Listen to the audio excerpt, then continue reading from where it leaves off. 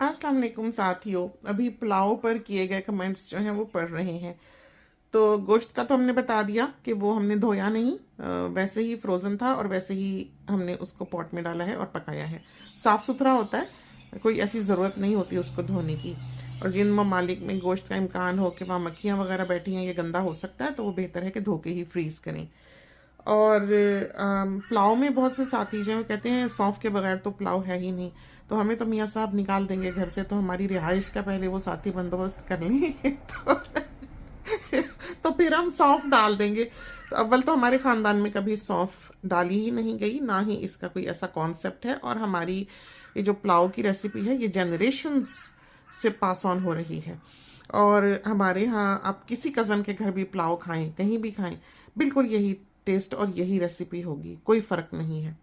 तो बहुत सेट एक रेसिपी है, जैसे शामी कबाब हो, पुलाव हो। और अम्मी का जो फैमिली है वो सारी गोश्त बहुत बेहतरीन बनाती है। दालें बनानी उनको नहीं आती बिल्कुल भी, दालें सब्जियां बस ऐसे ही हैं वो, उसमें सो किसी की अच्छी बन गई किसी की नहीं।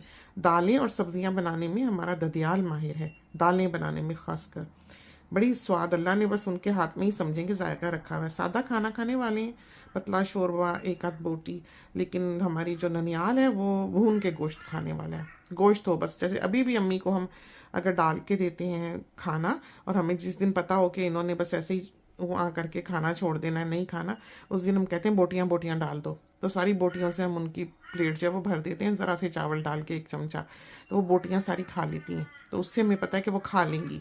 तो अपनी अपनी तबीयत होती है, अपनी अपनी पसंद होती है, इंसान की अपनी अपनी फितरत होती है, ये चीज़ होती है। तो सौंफ वगैरह पुलाव में नहीं डाली जाती है, कभी भी ना कभी सुना। दूसरा किसी ने कहा कि काला ज़ीरा शाह ज़ीरा जब यखनी में डालते हैं, नहीं, शाह ज़ीरा कभी भी यखनी में नहीं डालते। वो तो ऊपर ऐसे हाथ से हथेली पे ऐसे मसल के फिर डाले जाने वाली चीज़ है। हाँ, पहले ज़माने में जो सफ़ेद ज़ीरा था वो नहीं हुआ करता था गरम मसाले का हिस्सा।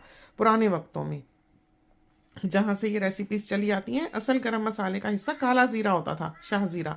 फिर एक वक्त आया ये बिल्कुल लापता ही हो गया, महंगा महंगा बहुत हो गया। तो लोगों ने फिर सफ़ेद ज़ीरा उसके नेमुल बदल के तौर पर यूज़ करना शुरू कर दिया। हालांकि दोनों का टेस्ट ज़मीन आसमान का फ़र्क रखता है। तो असल जो जो गरम मसाले में ज़ीरा होना चाहिए, पुराने वक्तों की जो रेसिपी है वो काले ज़ीरे से ही है। लेकिन यखनी में ये काला ज़ीरा जो है ये कभी नहीं डाला गया पुलाव की।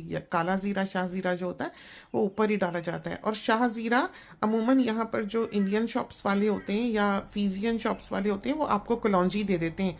तो कलौंजी शाह ज़ीरा नहीं है। काला ज़ीरा जो है वो कैरावे सीड्स हैं हमारे ख्याल में।